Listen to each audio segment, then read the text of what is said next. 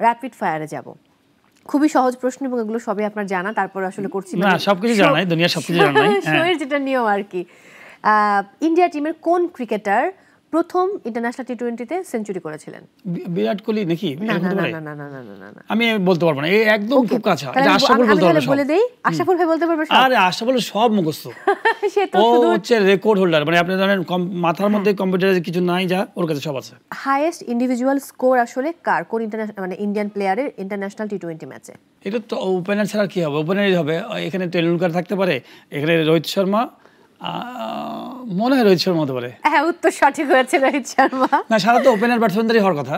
আর টি-20 ইন্টারন্যাশনালে ইন্ডিয়ার কোন প্লেয়ার সবচেয়ে ফার্স্টেস্ট 50 করেছিল? যুবরাজ হতে পারে মনে হয়। এক্স্যাক্টলি, উত্তর সঠিক হয়েছে। তো পারছেন সব আপনি। না, যে 6টা 6 মারছিল এরকম কিছু একটা ঘটনা আছে। এক্স্যাক্টলি, কথা সত্য।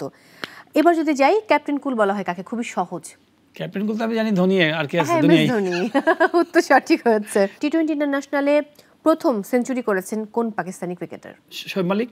না, এস রয়েছে তার নামের আগে। একটা প্লেয়ার চেঞ্জ হয়েছে আর পাকিস্তানে। সহজ করে দিলে বলে দিব, হ্যাঁ। আহমেদ শেহজাদ। আহমেদ শেহজাদ, হ্যাঁ। আচ্ছা আচ্ছা।